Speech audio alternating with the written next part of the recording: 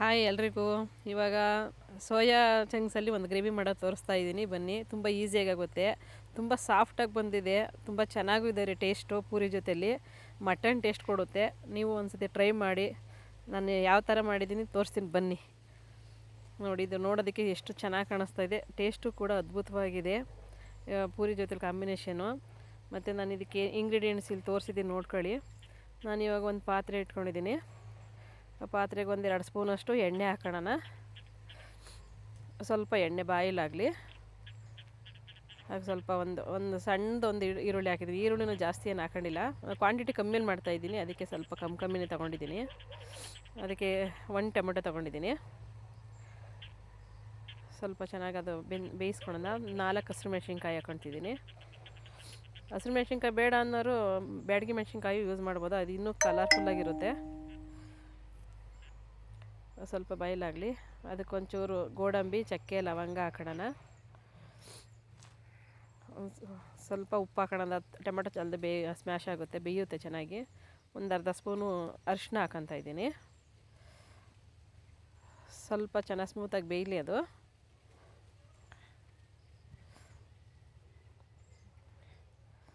ನಾನು ಸ್ವಲ್ಪ ಒಂದು ಅರ್ಧ ಕಪ್ಪಷ್ಟು ಸೋಯಾ ಚಂಕ್ಸ್ ತೊಗೊಂಡಿದ್ದೀನಿ. ಇದು ಸ್ವಲ್ಪ ಬಿಸಿನೀರಿಗೆ ಹಾಕ್ಬಿಟ್ಟು ಒಂದು 10 ನಿಮಿಷ ನೆನೆಯಕ್ಕೆ ಬಿಡೋಣ. ಬಿಸಿನೀರಲ್ಲಿ ನೆನೆಸ್ರಿ, ತುಂಬ ಸ್ಮೂತ್ ಆಗುತ್ತೆ ಮತ್ತು ಉಪ್ಪು ಖಾರನೂ ಚೆನ್ನಾಗಿ ಹಿಡಿಯುತ್ತೆ. ಅದು ನೀರೆಲ್ಲ ತೆಗೆದ್ಬಿಟ್ಟು ಒಂದು ಪಾತ್ರೆಗೆ ಎತ್ತಿಟ್ಕೊಳ್ಳೋಣ. ಮತ್ತು ಇನ್ನೊಂದು ಪಾತ್ರೆಗೆ ಸ್ವಲ್ಪ ಎಣ್ಣೆ ಹಾಕೋಣ. ಸ್ವಲ್ಪ ಎಣ್ಣೆ ಜಾಸ್ತಿನೇ ಹಾಕ್ಕೊಳ್ಳಿ, ಇದಕ್ಕೆ ಗ್ರೇವಿ ಚೆನ್ನಾಗಿರುತ್ತೆ. ಅದಕ್ಕೆ ಸೋಂಪು, ಕರಿಬೇವಿನ ಸೊಪ್ಪು ಹಾಕಿದ್ದೀನಿ.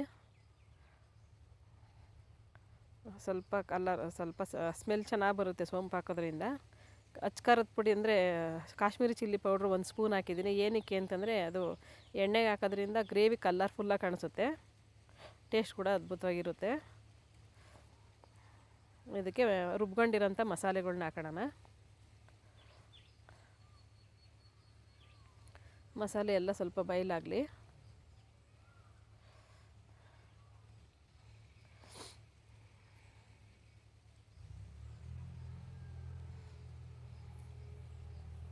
ಚೆನ್ನಾಗಿ ಕಲರ್ ನೋಡಿ, ಎಷ್ಟು ಚೆನ್ನಾಗಿ ಕಲರ್ ಬರ್ತಾಯಿದೆ. ಅದು ರುಬ್ಕೊಂಡಿರೋಂಥ ಮಸಾಲೆದು ಇದೆಲ್ಲ ಅದಕ್ಕೆ ಹಾಕೋಣ ನೀರು.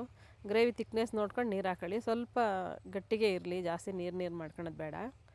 ಉಪ್ಪು ಹಾಕೊಳ್ತೀನಿ, ರುಚಿಗೆ ತಕ್ಕಷ್ಟು ಉಪ್ಪು ಹಾಕೊಂಡಿದ್ದೀವಿ.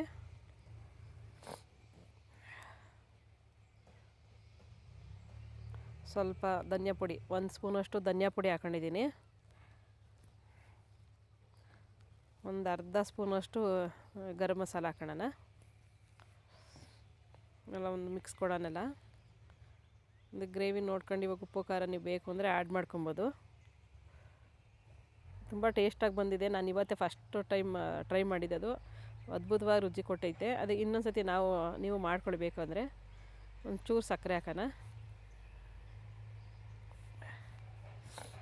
ಪರೋಟ, ಚಪಾತಿ, ಪೂರಿ ಎಲ್ಲ ಚೆನ್ನಾಗಿರುತ್ತೆ. ನಾನು ಪೂರಿಗೆ ಮಾಡಿದ್ದೆ. ಇದು ಕಾಂಬಿನೇಷನ್ ಅಂತೂ ತುಂಬ ಚೆನ್ನಾಗಿತ್ತು.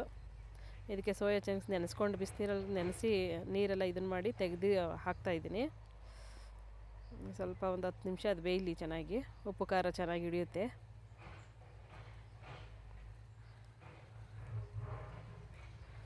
ಪ್ಲೇಟ್ ಮುಚ್ಚಿ ಒಂದು 10 ನಿಮಿಷ ಬೇಯಿಸ್ಕೊಳ್ಳೋಣ. ನೋಡಿ, ಫೈನಲಿ ಈ ಥರ ಬಂದಿದೆ. ತುಂಬ ರುಚಿ ಇದೆ, ತುಂಬ ಟೇಸ್ಟಾಗುತ್ತೆ, ಬೇಗನೂ ಆಗುತ್ತೆ. ಮಾಡ್ಕೊಳ್ಳಿ.